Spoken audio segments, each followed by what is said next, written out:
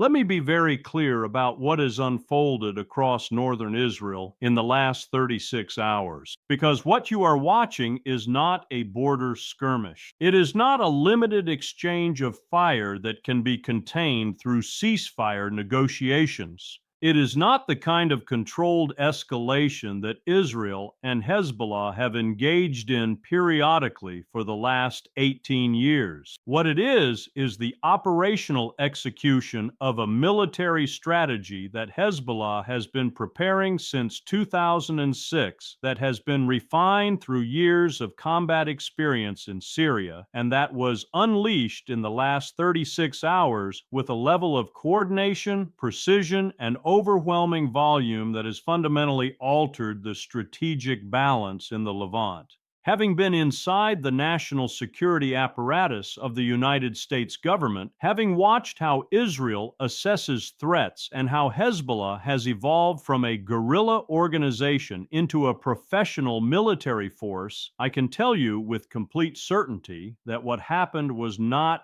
a spontaneous escalation. It was a planned operation designed to achieve specific military and political objectives, and those objectives are being achieved in ways that will force a complete reassessment of how regional wars are fought and how deterrence functions when your adversary possesses the capacity to overwhelm defensive systems through sheer volume. Stay with me, because by the end of this analysis, you will understand something that mainstream commentary will not tell you, which is that the era of Israeli military dominance through technological superiority ended somewhere around hour 12 of this barrage, and what comes next will be a Middle East where the assumption that Israel can dictate the terms of engagement through air power and precision strikes has been permanently invalidated.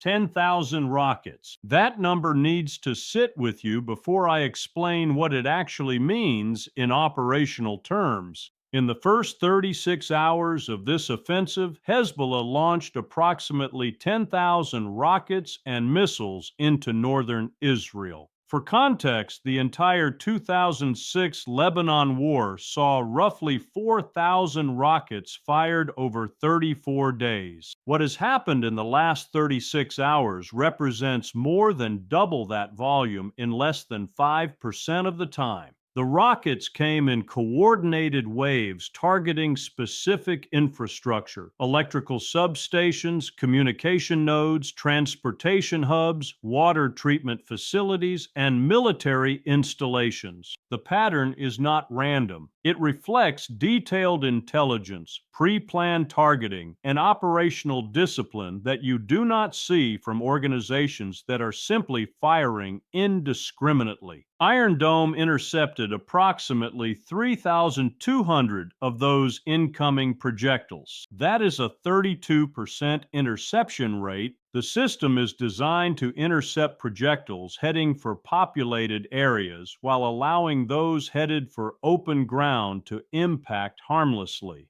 But when you are facing 10,000 incoming rockets in 36 hours, the mathematics of interception become impossible. Each Iron Dome battery has 20 interceptors. Each interceptor costs approximately $50,000. Israel has roughly 10 Iron Dome batteries deployed across the north. That is 200 interceptors maximum before reloading. Even with perfect efficiency, even with immediate reloads, even with every interceptor hitting its target, you cannot defend against saturation attacks of this volume. The system was never designed for it, and Hezbollah knows it. But if you think this story is simply about rocket volume, you are missing the far deeper and more consequential reality. Because what Hezbollah demonstrated in the last 36 hours is not just that they have quantity, it is that they have diversity. The barrage included Katyusha rockets with 20-kilometer range hitting border towns, Fajr 5 rockets with 75-kilometer range hitting Haifa, and Fateh 110 guided missiles with 300-kilometer range that targeted specific facilities near Tel Aviv. That range and precision diversity means that Hezbollah can hold at risk virtually every major population center and piece of critical infrastructure in Israel simultaneously. And that is a strategic capability, not a tactical nuisance. When you can threaten everything everywhere at once, you force your adversary into impossible triage decisions. Do you protect the power grid or the population centers? Do you defend military bases or civilian infrastructure? Do you prioritize the north, where the threat is most intense, or the center, where the strategic targets are located? Every one of those choices involves accepting damage somewhere, and the accumulation of that damage over 36 hours has been devastating. Northern Israel is effectively without reliable electrical power. The Haifa port, which handles 60% of Israel's maritime trade, has been hit 17 times and is non-operational. The transportation network connecting the north to the center of the country has been severed in multiple places, and Netanyahu, along with the entire security cabinet, has relocated to hardened command facilities because the threat environment in Jerusalem and Tel Aviv has been assessed as too severe to conduct government operations above ground. Most people stop here, and that is exactly why they miss what I am about to explain next. Because the question is not how Hezbollah accumulated 10,000 rockets. The question is how they managed to position those rockets, protect them from Israeli preemptive strikes, and coordinate their launch in a manner that achieves strategic surprise. And the answer reveals something about Israeli intelligence and military planning that is deeply uncomfortable for anyone who believes that the Israeli Defense Forces are the most capable military in the region. Having watched how Israel conducts operations, having understood their doctrine of preemptive strikes and targeted elimination of threats before they mature, the fact that Hezbollah was able to prepare and execute an operation of this scale without Israeli intelligence detecting and disrupting it is a catastrophic failure. This is not 2006, when Hezbollah was a guerrilla force hiding rockets in civilian areas. This is a professionalized military organization with command and control structures, logistics networks, and operational planning capabilities that allowed them to coordinate 10,000 launches across 36 hours while maintaining communications discipline that prevented Israeli signals intelligence from mapping and targeting their infrastructure. That level of operational security does not happen by accident. It happens because Hezbollah learned from every Israeli operation over the last 18 years, adapted their tactics, hardened their systems, and developed capabilities specifically designed to defeat Israeli intelligence collection and targeting methodologies. And they succeeded. The cost-exchange ratio is what makes this strategically devastating for Israel. Each Iron Dome interceptor costs $50,000.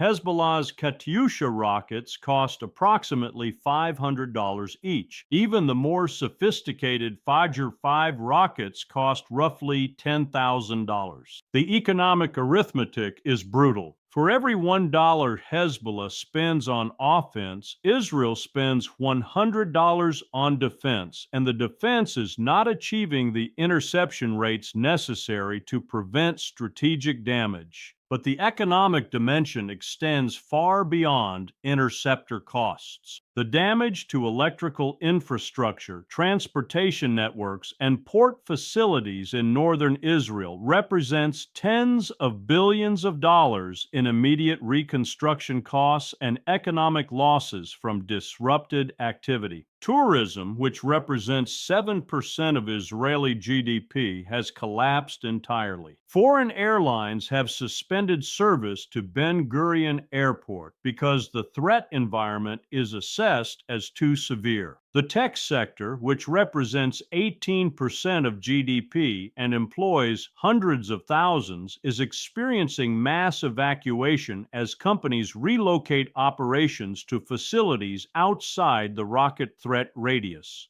The economic cost of 36 hours of this barrage exceeds the economic cost of the entire 2006 Lebanon war, and there is no indication that Hezbollah's capacity to sustain this level of operations has been significantly degraded. What comes next is where things take a serious turn. Because Israel faces an impossible set of choices, and every option involves costs that are politically unsustainable. The first option is a massive ground invasion of southern Lebanon designed to destroy Hezbollah's rocket infrastructure and push their launch capacity beyond the range where Israeli population centers are vulnerable.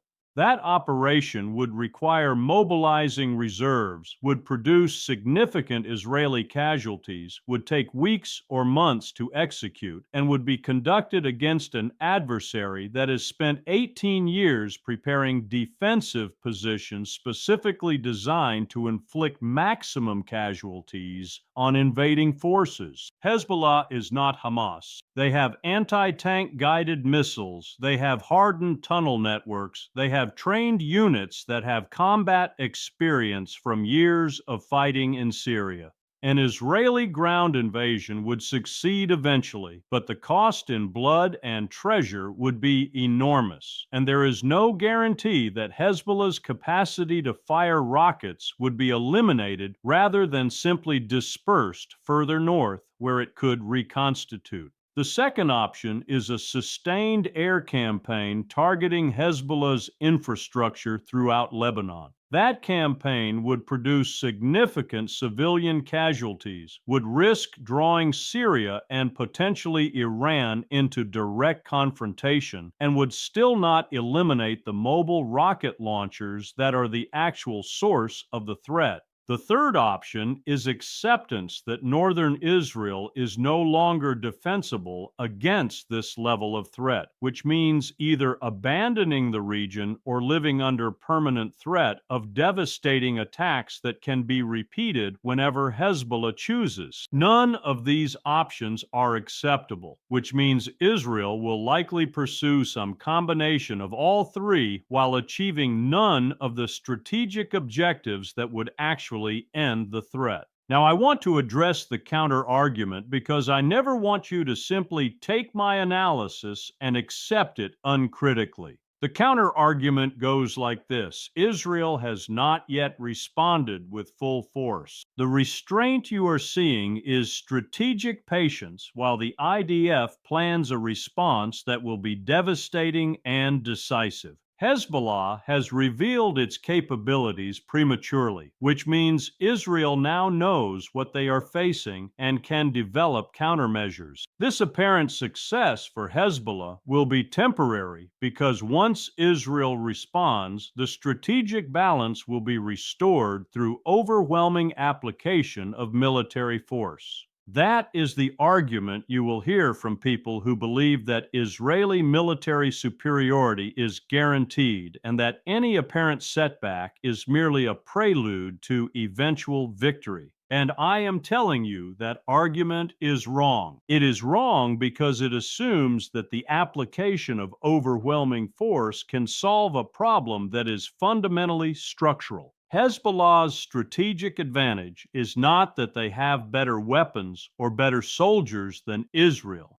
It is that they have enough weapons to overwhelm defenses through volume. They are willing to accept casualties that Israeli society is not willing to accept, and they are fighting from positions where conventional military superiority does not translate into decisive victory. You cannot bomb your way out of a strategic problem when your adversary has dispersed their capabilities, hardened their positions, and demonstrated the discipline to sustain operations over time. Stay with me because this next part changes everything. The regional implications of what Hezbollah accomplished in the last 36 hours extend far beyond the immediate military confrontation. Every adversary and every ally of Israel is watching this and conducting the same calculation. If Hezbollah, which is not a state actor, which does not have an air force or a navy, which operates with a fraction of Israel's defense budget, can overwhelm Israeli defenses and inflict strategic damage through coordinated rocket attacks, then what does that mean for the credibility of Israeli deterrence?